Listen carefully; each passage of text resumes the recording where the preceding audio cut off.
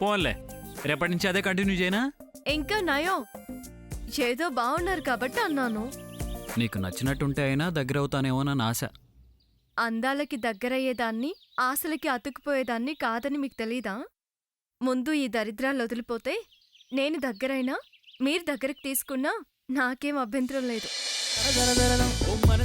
ప్రేమలో నా ముంచేశావు తెలుసా, గుండెల్లో నువ్వు తప్పలేదే ధ్యాస, ఆ మనసే లేకపోతే ఉందా మనకి వరస, ఏ మాయ నన్ను నీకు సొంతం చేసా, ఎవరో పట్టేసి నన్ను ఓసారిలా నీపై తోస్తున్నట్టు గోలా, నిన్నే చూస్తున్నాను నాలా, రేపే మూస్తే ఇలా.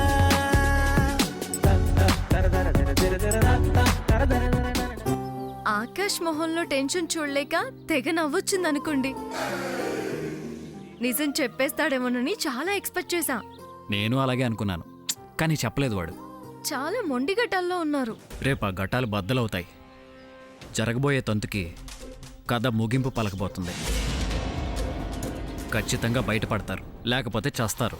నాకు ఖచ్చితంగా రేపు నిజం చెప్పేస్తారనే అనిపిస్తుంది. మాటలకి వదలన దెయ్యం చేతలకి దిగొస్తుందంటారు. నరకం అనుభవించలేక చచ్చినట్టు చెప్తారు. మీరు మాత్రం ఏడుకుండల గెటప్లో యాక్షన్ ఇరగదీశారు. వాళ్ళ మైండ్ బ్లాక్ అయింది. రేపు చూడు, యాక్షన్ రేంజ్ పెంచుతాను, టోటల్గా బ్లాస్ట్ అయిపోతారు. మీలో చాలా టాలెంట్ ఉంది.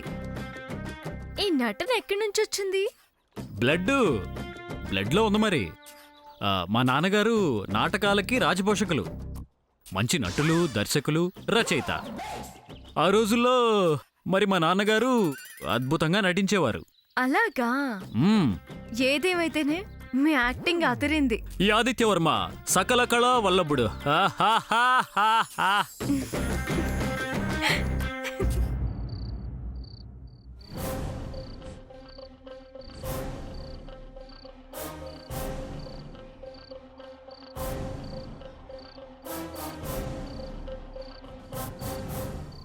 అయినా ఎవడు వాడు? అసలు ఎందుకొచ్చాడు? నీ మొగుడు సంగతి నాకేం తెలుసు మంజుల? పొళ్ళు రోల్తాయి. నాకు మొగుడేంటి? మొగుడినంటూ వచ్చాడుగా, అందుకనే అన్నా. వస్తే మొగుడైపోతాడా? ఏమో, ఎవరికి తెలుసు? ఎవరికి ఎవరు ఎప్పుడు ఎలా జత కలుస్తారో అర్థం కాని పరిస్థితి. ఏం చెయ్యాలో కూడా తెలియట్లేదు. అందుకే అనాథని అబద్ధం ఎందుకు చెప్పావని అడిగాను. నేనేదో అబద్ధం చెప్పాను అంత మాత్రానా నేనే ఏడుకొండలని రావడం ఏంటి? ఆ టైంలో అశ్విని దేవతలు తదాస్తు అన్నారేమో. మోడు పగులుతుంది.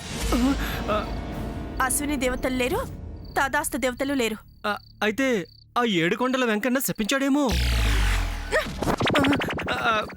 నన్ను కొడతావేంటి? లేకపోతే వెంకన్న శపించడం ఏంటి? ఏడుకొండలు ఆదర్శం అంటావుగా. షడప్.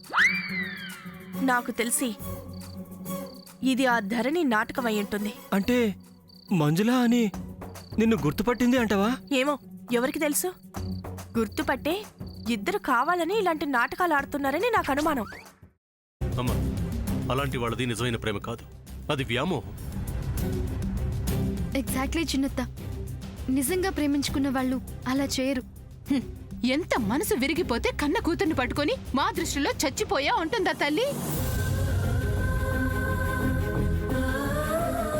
అది సరే అమ్మా, తన కూతురుతో తన మాట అనేటప్పుడు ఆమె మాటల్లో వ్యథ, కళ్ళల్లో బాధ గమనించావమ్మా?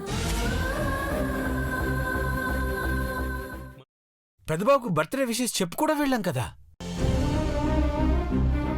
ఊరికే ఎలా కాలిపోతుంది? మంట పెడితేనో పడితేనో తగలబడుతుంది.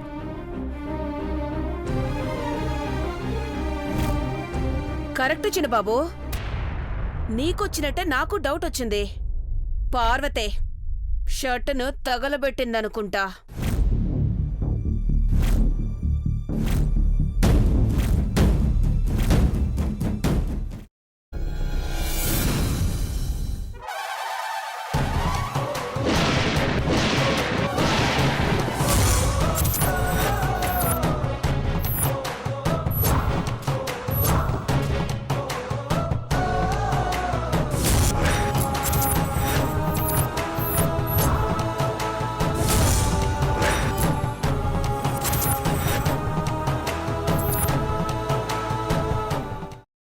వేయించుకున్న తర్వాత పొట్టు తీసేసి చాప్ చేసి పక్కన పెట్టుకోవాలి.